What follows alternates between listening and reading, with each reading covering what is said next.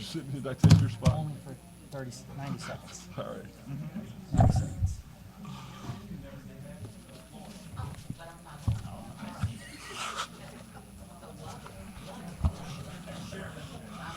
Love it.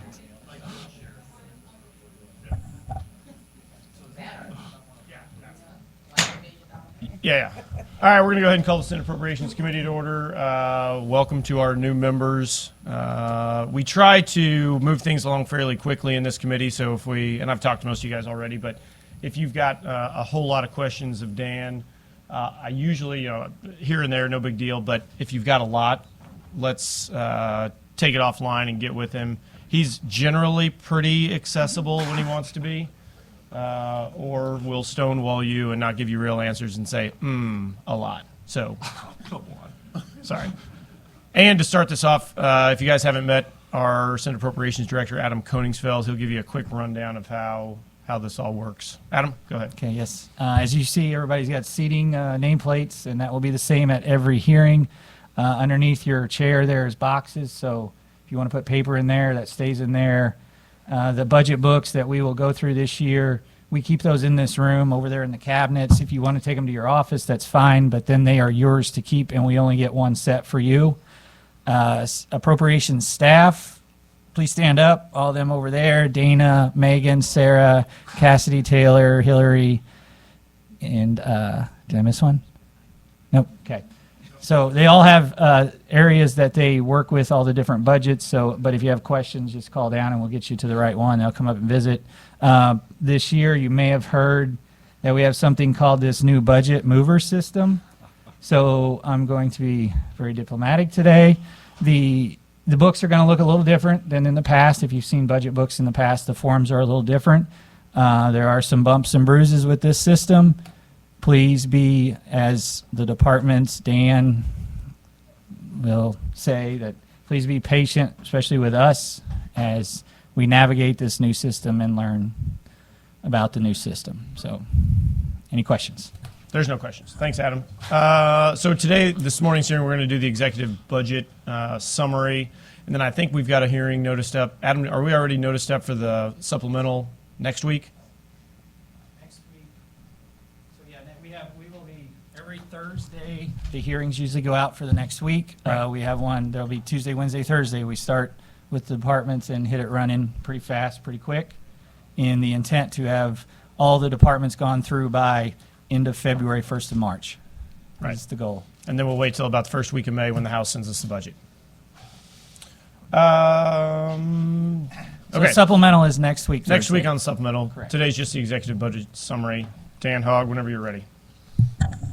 Thank you, Senator. Dan Hogg, State Budget Director, I think probably all of you know, and I am always available to come talk to you, so I will not stonewall anybody. So I'm going to go through the budget in brief. So that's the bound item with Governor Kehoe's inauguration on the front cover. I'm just going to hit some of the highlights. I'm not going to hit everything in here. A lot of this was in the speech, but happy to take questions as they come up.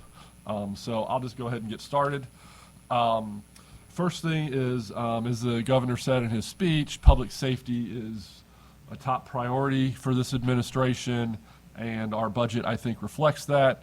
I'm not going to hit everything on here, but I am going to hit a few of these.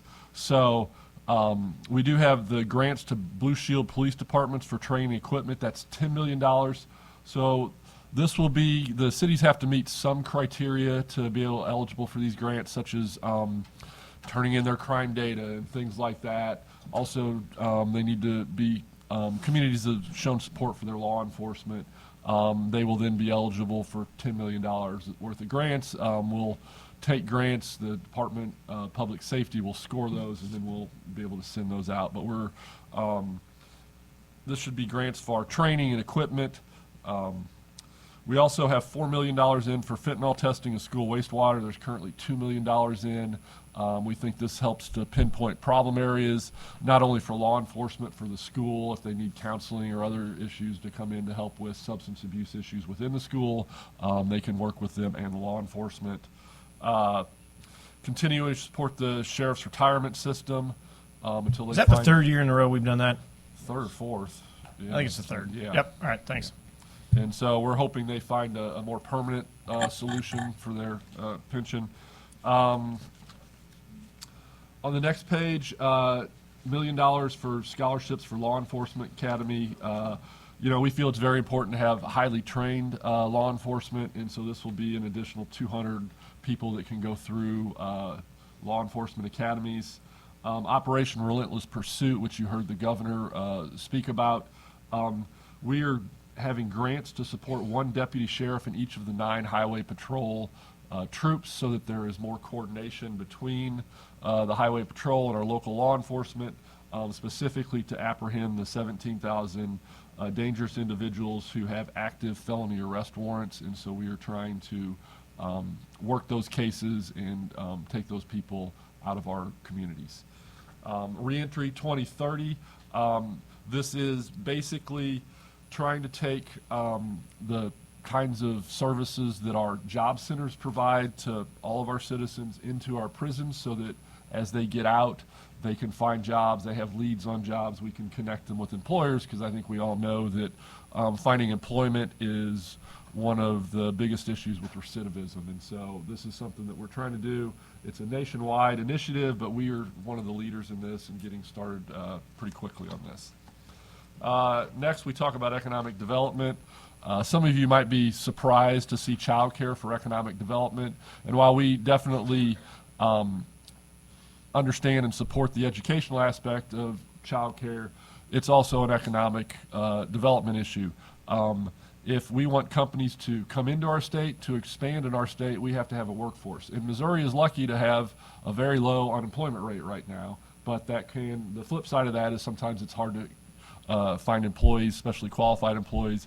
And we found that the number one issue that's keeping people from getting into the workforce is childcare. So we are trying to do that.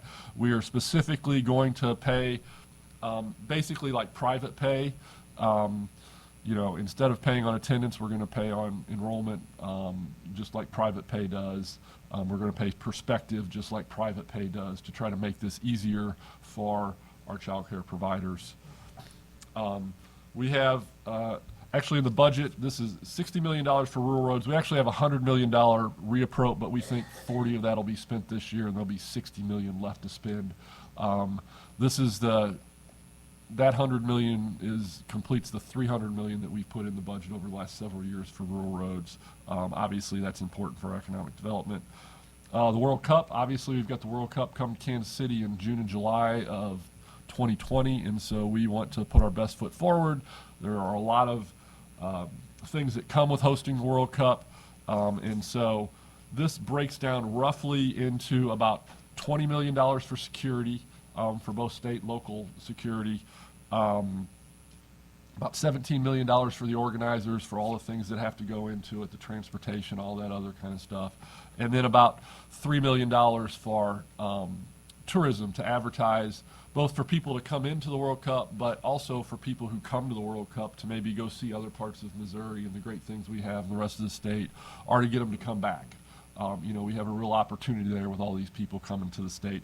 The other thing we're doing, not much money, is during that couple of months we're going to run Amtrak 3 times a day instead of twice a day, because it's our understanding that people may be staying sort of outstate even to go to these games and that kind of thing, so we feel like another transportation option helps. Career centers, we've got $20 million in for our career centers. $15 million of that is one time to help with capital improvement needs or equipment needs. We want to make sure that as we're training our high school students for the trades, that they're using the most up-to-date equipment, that we have good space for them to be able to train in. And so we are doing $15 million one time for grants to those centers. We are doing $5 million of ongoing operational support for career centers. Child care innovation grants. This is $10 million worth of grants. So for instance, if a business wanted to try to partner with a child care facility to have something on site for their people, we could give grants to get that started. If there are other innovative ideas within the child care space that we think can be helpful in creating more capacity. We'll look at those. Opening up childcare, giving them startup money to open up childcare centers in especially places that struggle with the capacity of childcare. Agriculture. Governor talked about this a little bit in the speech, but bonding for state fair facilities. So, as you guys know, we put money in the budget for the Parson Arena. We've broken ground on that. But to really attract the big events like the national rodeos, the National High School Rodeo, those kind of things, some of the bigger livestock shows, you need the other facilities there to go with it. So the livestock barns, stables, those kind of things. And so this would be $55 million for those facilities. What we are doing is bonding, so it's about a $4.2 million debt service.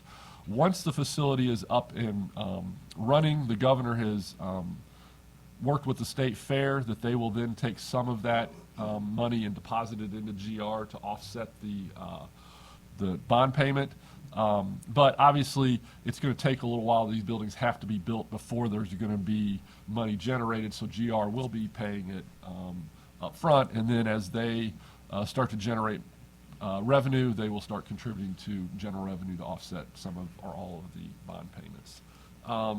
Dan, is the plan there that when it's up and running and the general revenue is paying for or their fees or their ticket sales or whatever Yeah. are paying for those bonds, are we actually going to recoup the GR that was spent on the front end, or is that not part of the plan? I think that's going to depend somewhat on how successful and how quickly Okay. they start generating All right. money. Okay. But I mean, I think that's an option that's on the table. Okay, thanks. Senator May. Yeah, so we're building this, I love rodeos, by the way, but we're building this facility. Once it's up and running, whose facility is it? Is it a state-owned facility? It's the Is state it fair, but private? those are, I mean, basically, those are state buildings. Okay, so it'll be like a Yeah, state-owned it'll be just facility. on the state fairgrounds in Sedalia. Okay. So it is a state building. Okay, very good. The Missouri Meat and Poultry Inspection Program, we have a number of businesses, I think, that would like to open as quickly as possible for meat processing, but to do that, they have to be inspected to make sure that the products are safe for consumption by all of our citizens.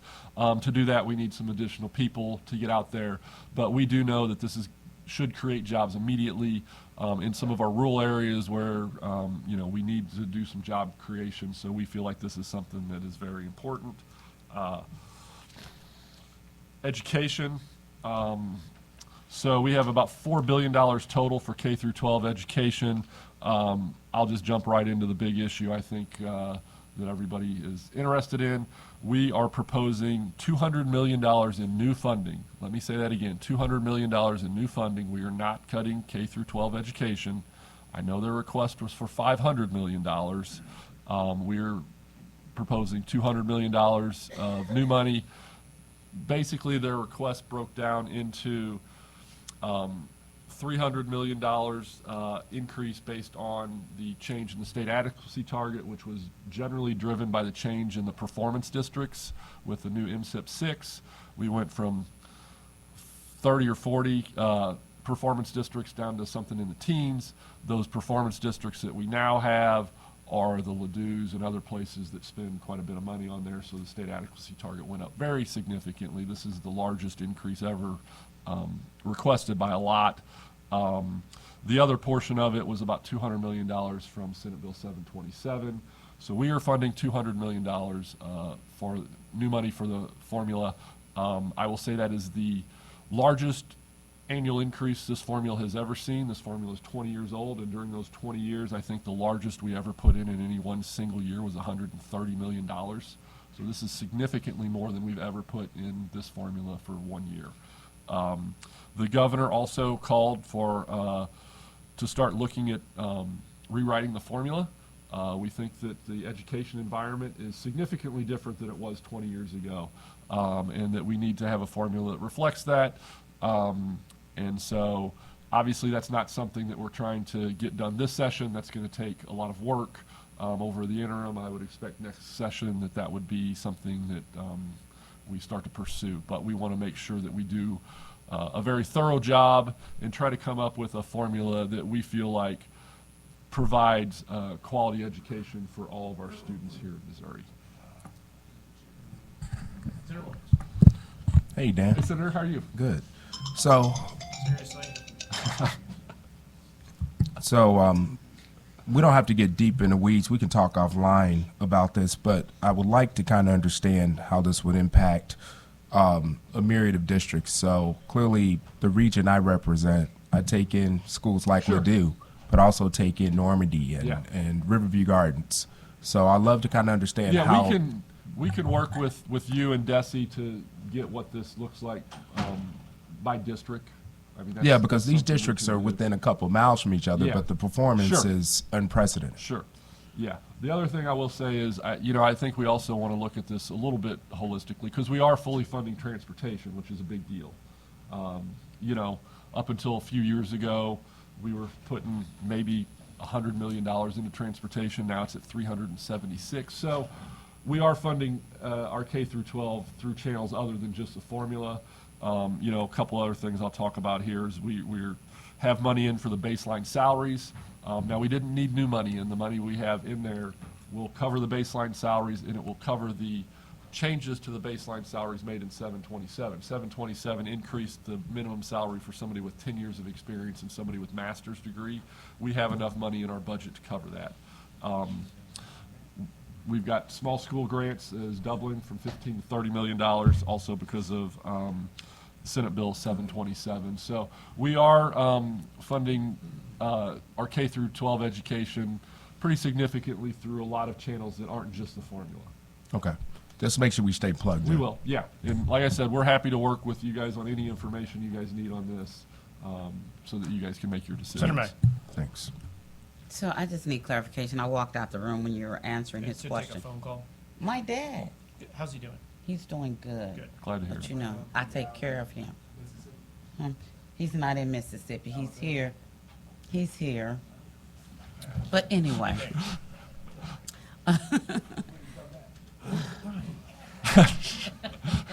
My question is this. You said we're putting $200 million in new funding in K-12. Yes. So tell me about the over $300 million we're taking out. We're not taking anything out of K through 12 funding. So what are we doing? We're redirecting the funding. What are we So doing? they asked for a $500 million increase. We are not funding all of that. We are funding a $200 million increase. So schools will get more money. Okay. Okay. I have to clarify. We'll talk. I Yeah, have to that's clarify fine. what I Happy to read. do it, but yeah. Okay, very good. A few other things to hit on education. We also have $50 million for the empowerment scholarships, putting money into that to sort of jumpstart that as the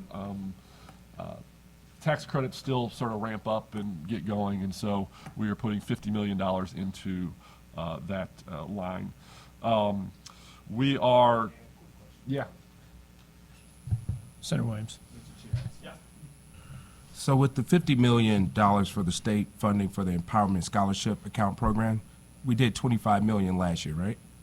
We've only done the tax credit portion. We have Okay. not done an appropriation into the ESA Okay, up till this point.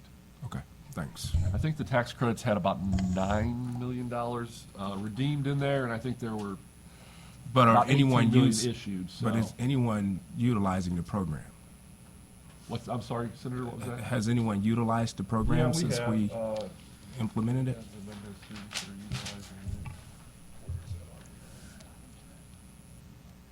That's in dollars. You have students. Senator, I'll get that for you. Thank you. But yes, we have students have started utilizing that program. Okay, thanks. Senator Nurnberg. Thank you. Dan, what's the fund source there for the voucher program? General revenue. GR, okay. And then, yeah, if I can have a breakdown just of the students, new students to the schools, et cetera, that'd be great. And a breakdown of the schools that they're attending. Yeah, we Thanks. can get you that. One of the other things in K through 12 that we're doing is this current year, we put $2 million into the capital improvements to charter schools in the treasurer's office. Treasurer's office doesn't feel like they have statutory authority to make these loans. So what we are doing in this budget, in the supplemental, we're moving it from the treasurer's office to the charter school commission. And then in So that's $2 million in our FY26 budget. As you see here, we're going to add an additional $5 million to have $7 million there for charter school capital improvements, under the theory that our public K through 12 institutions can bond for capital improvements, and so this would be a way that the charter schools could get capital improvements. It would be a revolving loan program, so they get a loan, pay it back, and then we loan it out again. Senator Washington. Hi, good morning, Dan. What about those districts that under our Constitution can't bond? I'd have to look into that. I'm not familiar with that Okay, issue, so Senator. could you follow up with what Kansas City is able to do? Yes, I'm unaware of that, but I can look into it. We can, Yeah, we can't bond. We Kansas City can't can't raise bond? our, no. Oh, okay. We can't raise our levy when taxes go down. We can't, we have, Okay, I was because of some constitutional stuff and because of DSEC lawsuits, we're not able to do a lot of the things that other school districts do. all right. I was unaware of that, Senator, but we can talk to you about that. So, so for higher ed, we are doing a 1.5% increase for all of our community colleges, state tech, and our four-year universities. Also, we have an increase in Fast Track. We've seen a significant increase in demand for that program, and so we want to continue. It's been a very successful program. In the healthcare and mental health space, we have funding for individuals with developmental disabilities. We also have funding in that top line there, that 149 includes funding to eliminate the current wait list and the future wait list. So, and that is also in the supplemental because we are basically, almost out of slots or out of slots. So we would like that in the supplemental. Have funding in for additional adults and children that need residential and in-home support for behavioral health issues. We have an increase for First Steps. We're seeing more children coming, especially as we come out of the pandemic. Our numbers were sort of down, but now we're seeing it come back up. Also, the services are becoming more expensive. We have $4 million in for alternatives to abortion. We have $3.9 million in for our 988 suicide and crisis line. I will say that Missouri has done a great job of implementing this. We're one of the leading states in getting this in, and so this is a hotline where people can call, get referred to the appropriate services, get some on, be able to talk to somebody. It's really been a great service, and we are one of the leaders here, and so we need to continue with some of the rollout of that. We have 30 community behavioral health liaisons. These are, we have some of these are 30 additional.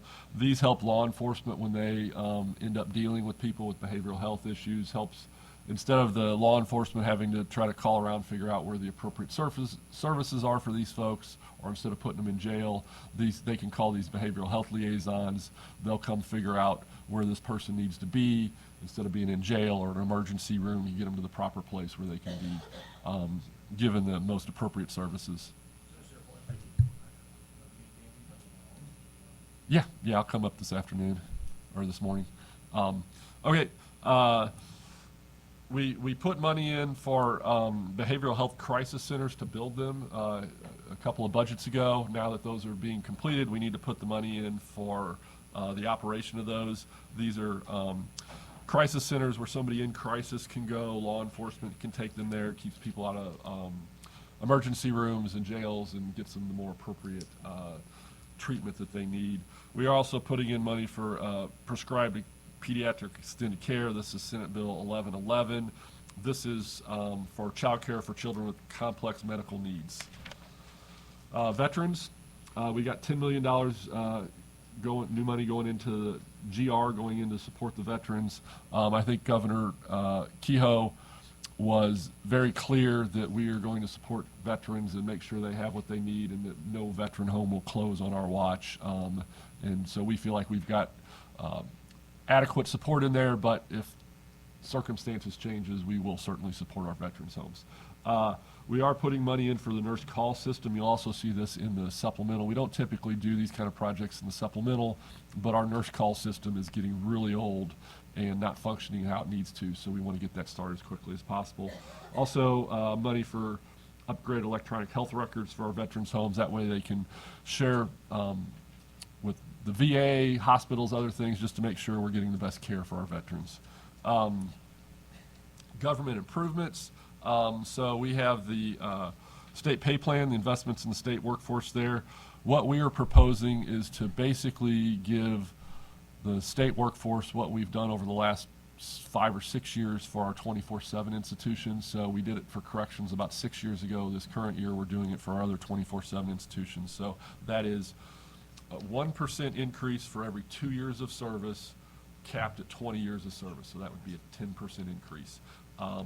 We've, like I said, corrections has had this for about 6 years. It's worked well there. We have put a lot of resources into getting our starting salaries in that up over the last couple of years, but we're seeing that retention is a huge issue, and we want to keep our most experienced workers, because honestly, those are our most productive workers. Those are the people that train our new folks. They do a huge amount of the work. Those are people that we want to keep. Since the 24/7 institutions already have this pay plan, we are going to give them a 1% increase for them, and then we sort of envision next year going back to COLAs once we get this in. But I think this is something that will be very helpful for us with our state workforce and specifically retention. All right, we've got some money in for customer service enhancements for the Family Support Division to just make sure that we can get people through that process quicker. Then also we have some money in to reduce wait time for our state child abuse and neglect hotline. That's all the specific issues I have. There's just a couple sort of big picture things I wanted to touch on real quick. I know some people were hoping to see some more core cuts and looking at ways that we can reduce the size of government in this budget. What I will say on that is, because this is a transition year, we think the responsible thing to do is for the governor to get his department directors and people into state government, give them a year to look at how their departments are run, be able to evaluate what we think are services that we need to continue, what services maybe we need to cut back on, where we're being efficient, where we're not. And I think you will see in the next several years a more aggressive look at what state spending is and if we can find places to reduce that. But coming in a transition, it's just difficult to do in that short time period. And I will tell you, I know of a couple previous governors who tried to do some sort of dramatic reductions and ended up having to undo them because they didn't have time to really think them through. And so we don't want to be in that spot with this administration. But I will tell you that we will be looking at that very much over this next year, and the next budget we'll have. All right, thanks, Dan. Any other questions from the committee for Dan Hogg this morning? Okay, appreciate the. I was just going to say one. You're filibustering your own thing. I Dan. know. I was just going to say we are leaving about $1.4 billion unspent on the bottom line. All right, That's all I we'll got. take care of some of that for you. I have Senator May.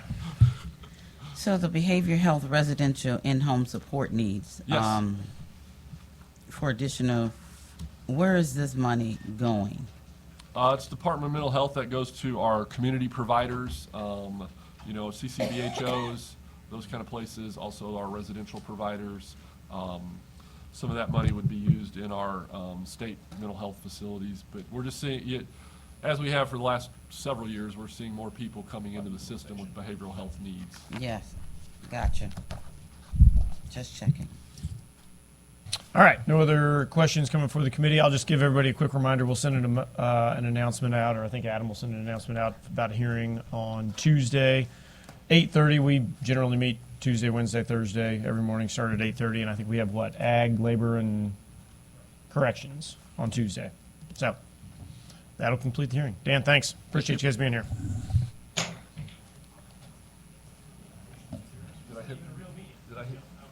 I didn't hit it? Damn. I don't think the phone call should count against me. I think you need to subtract that off my time. They won't turn off. No, they won't let it go.